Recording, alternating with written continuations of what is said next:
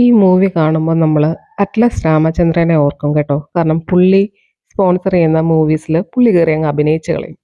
പടം കാണും മനസ്സിലാവും അതാരാണെന്ന്. ഇവിടെ മസ്കറ്റിൽ നല്ല തണുപ്പാണ്.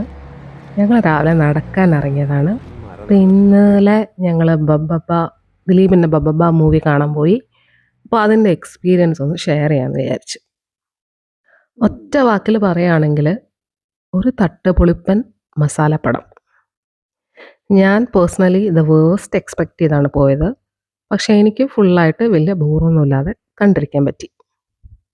പിന്നെ തിയേറ്റർ ഫുള്ളായിരുന്നു. അതുകൊണ്ട് നല്ലൊരു വൈബ് ഓഡിയൻസിൻ്റെ കൂടെ ഇരുന്ന് കുറേ നാളിന് ശേഷം ഒരു മൂവി കാണാൻ പറ്റി.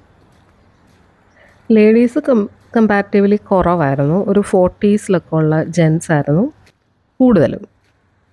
പടത്തിൻ്റെ ഫസ്റ്റ് ഹാഫ് എന്നൊക്കെ പറയുന്നത് കൂടുതലും ദിലീപിൻ്റെ ഹിറ്റായിട്ടുള്ള മൂവീസിലേക്കുള്ള കുറച്ച് റെഫറൻസുകളാണ്. പക്ഷേ മ്യൂസിക്കൊക്കെ നന്നായിട്ട് ചെയ്തിട്ടുണ്ട് ഗോപി സുന്ദർ. അതുകൊണ്ട് വലിയ ബോറൊന്നും ഇല്ലാതെ നമുക്ക് കണ്ടിരിക്കാം. പക്ഷേ സെക്കൻഡ് ഹാഫ് എത്തുമ്പം ധ്യാനിൻ്റെ ഒരു എൻട്രി ഉണ്ട്. ആ എൻട്രിയിൽ ആണ് ഓഡിയൻസ് ഫസ്റ്റായിട്ട് ഈ മൂവിയോട് ഭയങ്കരമായിട്ട് റെസ്പോണ്ട് ചെയ്ത് ഞാൻ കണ്ടത്. പക്ഷെ ധ്യാൻ കുറച്ച് ഭാഗത്തേ ഉള്ളൂ. ധ്യാനും വിനീത് ശ്രീനിവാസനുമായിട്ടുള്ള ഡയലോഗ്സൊക്കെ നല്ല രസമുണ്ടായിരുന്നു. പിന്നെ തിയേറ്റർ ഇളകി മറിഞ്ഞത് ആക്ച്വലി ലാലേട്ടൻ്റെ എൻട്രിയിലാണ്. അപ്പോൾ എനിക്കൊരു കാര്യം മനസ്സിലായി. ഈ മൂവി കാണാൻ വന്നിരിക്കുന്നത് നല്ലൊരു ശതമാനവും ലാലേട്ടൻ ഫാൻസാണ്. ആ ഒരു ലാലേട്ടൻ ദിലീപ് ഡ്യൂ എങ്ങനെ വർക്കാവും എന്നറിയാൻ വേണ്ടിയിട്ടാണെന്ന് തോന്നുന്നു നല്ലൊരു ശതമാനം ആളും വന്നിരിക്കുന്നത്. ലാലേട്ടൻ്റെ എൻട്രിയൊക്കെ ഭയങ്കര കയ്യടിയായിരുന്നു തിയേറ്ററിൽ. പക്ഷെ പോകെ പോകെ ആ ഒരു റിതം മെയിൻറ്റെയിൻ ചെയ്യാൻ ഡയറക്ടറിന് സാധിച്ചിട്ടില്ല. ദിലീപും മോഹൻലാലും കൂടി ഒരു അണ്ണൻ തമ്പി സ്റ്റൈൽ കൊണ്ടുവരാനൊക്കെ ശ്രമിച്ചിട്ടുണ്ടെങ്കിലും അത് അത്രയ്ക്ക് അങ്ങോട്ട് വർക്കായിട്ടില്ല.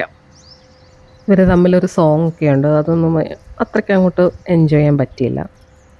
പിന്നെ ഇപ്പോഴത്തെ സിനിമയുടെ മലയാള സിനിമയുടെ ഒരു ലെവലെന്ന് വെച്ചാൽ അത് ലോക, മഞ്ഞുമൽ ബോയ്സ് ഇങ്ങനെയുള്ള സിനിമകളൊക്കെയാണ്.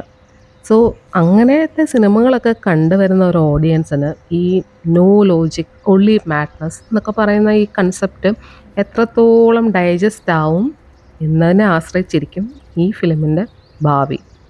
പിന്നെ ഒരു മസാലപ്പടം എന്നുള്ള രീതിയിൽ വലിയ ബോറില്ലാതെ കണ്ടിരിക്കുക.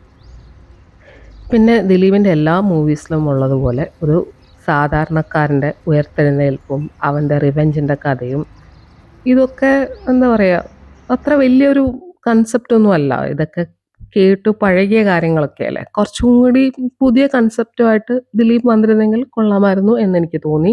പിന്നെ കറണ്ട് സിറ്റുവേഷനിൽ ഒരുപാട് നമുക്ക് പരിചയമുള്ള ഫേസസിനെ എല്ലാം അവർ ഇൻക്ലൂഡ് ചെയ്യാൻ ശ്രമിച്ചിട്ടുണ്ട്. പിന്നെ ഈ ലാസ്റ്റ് ഒക്കെ ആകുമ്പോഴത്തേക്ക് കം ബാക്ക് എന്നിങ്ങനെ കുറേ തവണ എടുത്തെടുത്ത് പറയുന്നുണ്ട്. അതൊക്കെ ബോറായിട്ട് എനിക്ക് ഫീൽ ചെയ്തു. പിന്നെ ദിലീപ് യൂസ് ചെയ്യുന്ന വിഗൊക്കെ മാറ്റേണ്ട സമയം കഴിഞ്ഞു. പക്ഷെ ഒരു കാര്യം ഉറപ്പാണ്, ദിലീപ് പുതിയ കൺസെപ്റ്റ്സുമായിട്ട് ഇനിയും വന്നാൽ അതിനെ ജനം സ്വീകരിക്കും എന്നെനിക്ക് തോന്നി. കാരണം തിയേറ്റർ ഫുള്ളാണ്.